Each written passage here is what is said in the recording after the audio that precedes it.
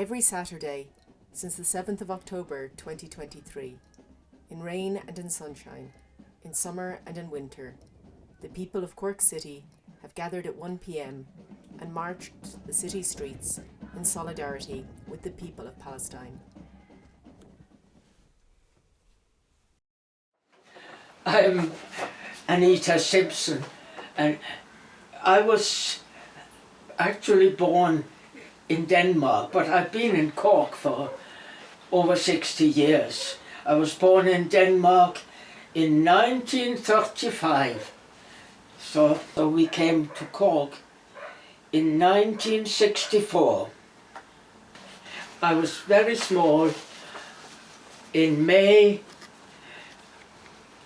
1940, I was 4.5 years old, and my parents and someone else who was there, they were walking around and they were talking in subdued tones and in a state, and I didn't understand. They'd listened to the radio and I didn't understand, but I said, "What's wrong? What's wrong?" And eventually my dad said, "The Germans have taken Denmark." "But they're not allowed," I said. "Well, they've done it anyway." And I was shocked, because I thought, that means there's nowhere safe. Outrageous, we heard about people disappearing, the occupation, and then we heard about how the Jews were being persecuted and killed all over in Europe. But we were very pleased because all the Danish Jews were saved. The resistance movement, on one foggy night, they had them all gathered from their hideouts or attics and barns, wherever, and people with fishing boats or small dinghies risked their lives to get them over in the fog, over the water to Sweden. And there wasn't one of them lost. Then I was 9.5, liberation. And we were all rejoicing. People came out of the woodwork, resistance people who had, helped to hide, paratroopers who had come down and done whatever resistance people do. And we saw them in the village, with armbands. "Oh, that's the postman. Oh, and that's the butcher. That's, whoever," and especially the vets, because they were going around to farms and things and could do lots of things. We had no entertainment during the war, no transport, unless you were a vet or a doctor or somebody like that. Only bikes. But we could bike out to the highway and we could watch the Nazis. They had been disarmed and they had to walk back to Germany, and we could watch them leave. That was great. So we went out. I remember standing there. It was quite barren. And then we heard something, but it wasn't the usual marching sound. We saw them. They were dragging their feet. They were looking down and shuffling past. I never forget it.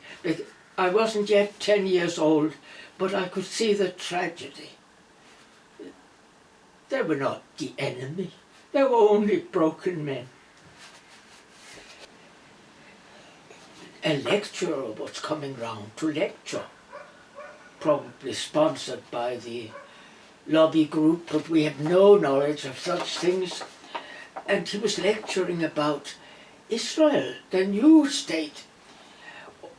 I was 14, and then I said, but what about the people who are living there already? Oh, there are no people living there. It's a land without people, and it's for people without a land. So foolishly, I thought, like probably most of the people thought, well, that's grand. Nobody is hurt then. And little did we know what really happened. Zionism is not Christian, because Jesus said, love your enemies, love your neighbour, do to others what you would have them do to you. While Tony was not well, I couldn't go very often.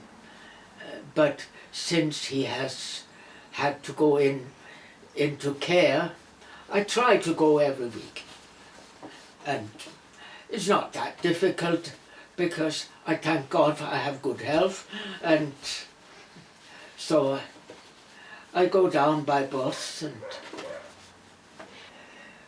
the reason is that there's a genocide going on, and whatever terms people use for it, it's quite clear, without any terminology, that it's an extermination campaign, and it's a proper shame. Some people are calming their conscience and about Gaza, saying, oh, but there's a ceasefire now. In name. There nearly 1,000 people have been killed since, and they're still starving. That's why I'm carrying the sign. And how could I call myself a Christian without opposing what's going on in the name of Christianity? Perhaps more they're afraid of the consequences, afraid of losing friends, afraid of opposition, and so on. Are you afraid of anything when you march? No, absolutely not. They can say what they like, and some have. I could entertain you with some of the things that have been said.